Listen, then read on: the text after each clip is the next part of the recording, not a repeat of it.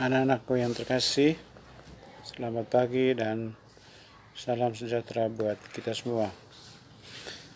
Pagi ini kita akan belajar bersama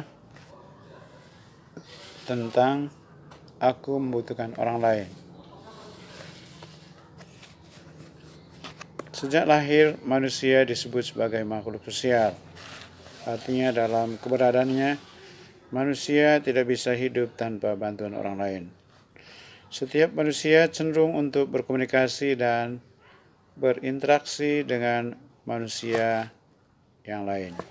Baik, kita buka pelajaran kita pagi ini dengan doa. Dalam nama Bapa dan Putra dan Roh Kudus. Amin. Tuhan, kami tidak bisa hidup sendiri tanpa bantuan orang lain. Engkau menunjukkan kasih-Mu melalui kehadiran sama yang kami jumpai setiap hari. Ayah, ibu, kakak, adik, dan siapapun yang ada di sekitar kami memiliki peranan besar dalam hidup kami. Semoga melalui pelajaran ini kami semakin menyadari kehadiran dan kebaikan mereka selama ini. Amin. Dalam nama Bapa dan Putra dan Roh Kudus. Amin. Anak-anak yang terkasih, selanjutnya kita akan mendengar bersama cerita tentang si lumpuh dan si buta. Pada suatu hari, seorang lumpuh pergi ke sebuah warung dan duduk di samping seseorang yang sudah sejak tadi di sana. Saya tidak bisa datang ke pesta sultan, keluhnya, karena kakiku yang lumpuh sebelah ini membuatku tidak bisa berjalan cepat.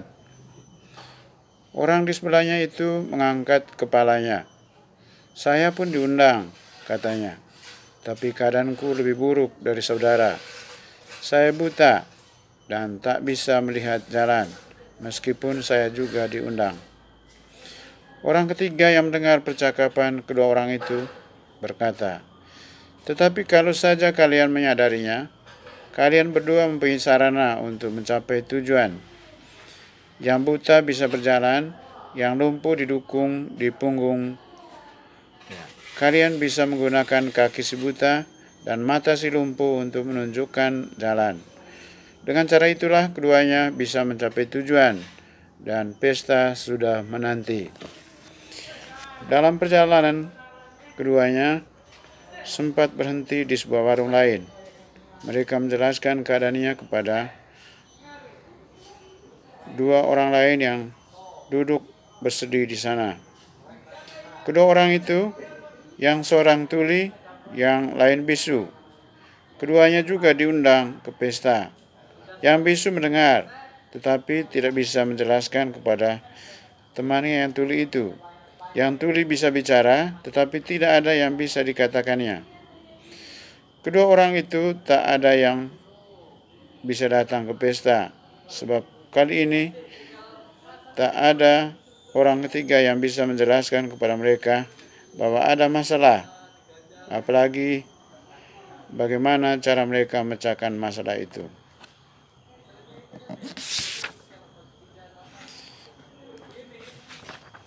Kita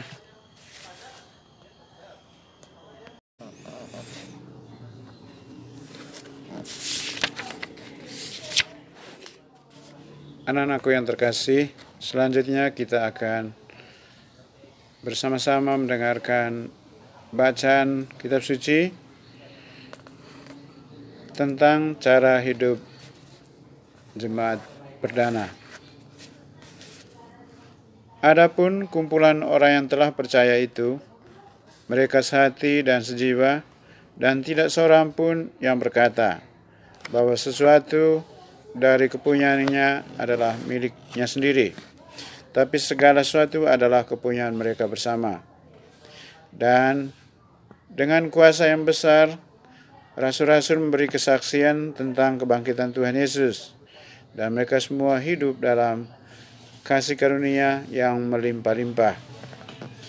Sebab tidak ada seorang pun yang berkekurangan di antara mereka, karena semua orang yang mempunyai tanah atau rumah menjual kepunyaannya itu dan hasil penjualan itu mereka bawa dan mereka letakkan di depan kaki rasul-rasul.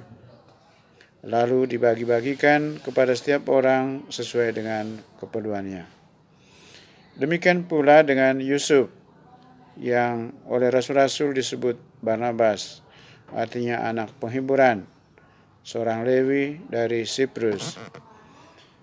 Ia menjual ladang miliknya, lalu membawa uangnya itu dan meletakkannya di depan kaki rasul-rasul.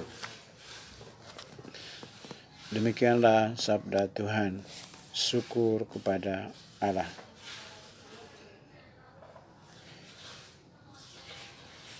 Pertanyaan: bagaimana ciri-ciri kumpulan orang-orang yang percaya dalam kitab suci di atas? Mereka selalu berkumpul untuk berdoa. Mereka tekun mendengarkan pengajaran rasul-rasul.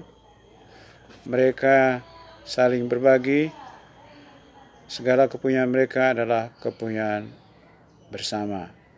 Dan mereka hidup sehati dan sejiwa dan lain-lain. Mengapa tidak ada seorang pun dari para anggota dalam perkumpulan itu yang berkekurangan? Karena mereka saling berbagi. Sikap baik apa saja yang membuat perkumpulan mereka sungguh tetap bertahan dan menyenangkan?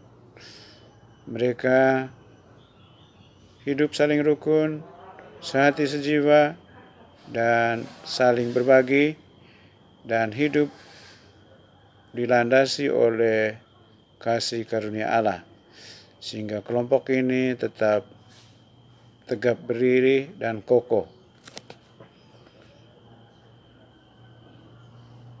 Apakah semua anggota bisa berkembang dengan baik? Semua anggota bisa berkembang dengan baik karena mereka hidup dalam suasana kasih, saling berbagi, hidup rukun, hidup damai, sehati sejiwa, dan mereka tekun dalam berdoa dan dalam pengajaran rasul-rasul.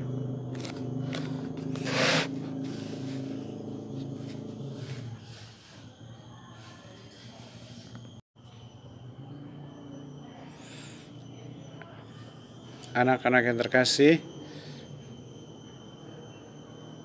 kumpulan orang yang telah percaya pada Yesus selalu sehati dan sejiwa, dan tidak seorang pun yang berkata bahwa suatu dari kepunyaannya adalah miliknya sendiri. Tidak ada seorang pun dalam perkumpulan itu yang berkekurangan, karena semua orang yang mempunyai tanah atau rumah, hasil penjualannya diletakkan di kaki rasul-rasul.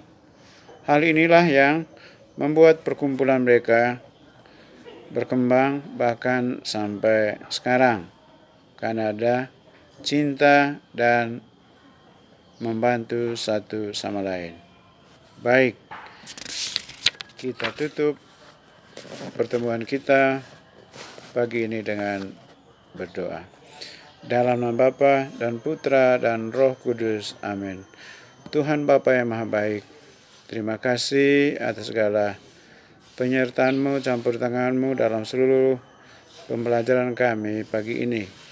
Semoga apa yang telah kami pelajari bersama tentang aku membutuhkan orang lain dapat kami terapkan di dalam kehidupan kami untuk saling membantu, saling menolong, sehati sejiwa, dan tekun dalam doa dan pengajaran seperti yang diteladani dan dicontohi oleh jemaat pertama. Amin. Dalam nama Bapa dan Putra dan Roh Kudus. Amin.